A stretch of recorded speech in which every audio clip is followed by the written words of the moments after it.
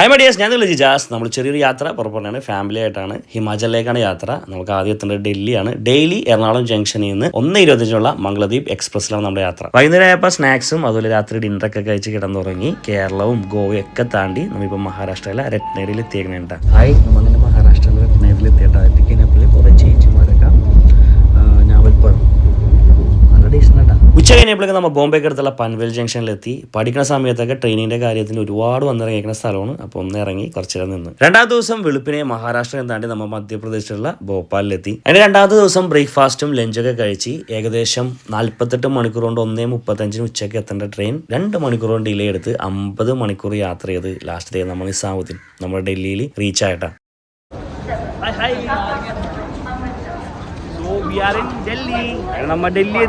പിള്ളേരുടെ എല്ലാവരും ഒരുപാട് കാലത്ത് ആഗ്രഹമായിരുന്നു ട്രെയിൻ യാത്ര. അത് നല്ല അടിപൊളിയായിട്ട് അവർ എൻജോയ് ചെയ്തിട്ടുണ്ട്. Welcome to Delhi. ഹാപ്പിയാണോ? എവിടെ റായൻകുട്ടനെവിടെ? ഹാപ്പിയായാ? ഡൽഹിയിൽ ചേച്ചിയും കുടുംബവും ഉണ്ട്. അവിടെ ചെന്നൊന്ന് ഫ്രഷ് ആയി ഡിന്നറൊക്കെ കഴിച്ചിട്ട് നേരെ അങ്ങ് ഇറങ്ങി. വേറെ ഒന്നുമല്ല, വൈകിട്ട് 8 മണിക്ക് ഡൽഹി ബസ് ടെർമിനലിൽ നിന്ന് നമുക്ക് നേരെ ഹിമാചലിലെ മണാലിലേക്ക് ബസ് ഉണ്ട്. ഓടിക്കതച്ച് ഞങ്ങൾ ഒരു കണക്കിന് എത്തി. പക്ഷേ ബസ് ചെറിയൊരു ഡിലേ ഉണ്ട്. അപ്പോൾ വെയിറ്റിംഗ് ആണ്. കുറച്ച് കഴിഞ്ഞപ്പോൾ ബസ് നമ്മുടെ എത്തി. ലിയോ ബസ്സാണ്. നമുക്ക് പിന്നെ മണാലിലേക്കാണ് യാത്ര. ഡൽഹിക്ക് ഇന്ന് ബൈ ബൈ, നമ്മൾ തിരിച്ചു വരും. രാവിലെ ഉറക്കത്തിൽ നിന്ന് എഴുന്നേറ്റ് വന്നപ്പോഴുള്ള കാഴ്ചയാണ് നമ്മുടെ ഹിമാചലിലെ സൂര്യോദയം. മഞ്ഞും കണ്ടു തുടങ്ങി. ഇനിയപ്പോൾ എന്താണ്? അപ്പോൾ ഇനി ഹിമാചലിലെ മണാലിലെ വിശേഷങ്ങളാണ്. ഹോട്ടലിലെത്തി ചെക്ക് ഇൻ ചെയ്ത് കാഴ്ചകൾ തുടരും.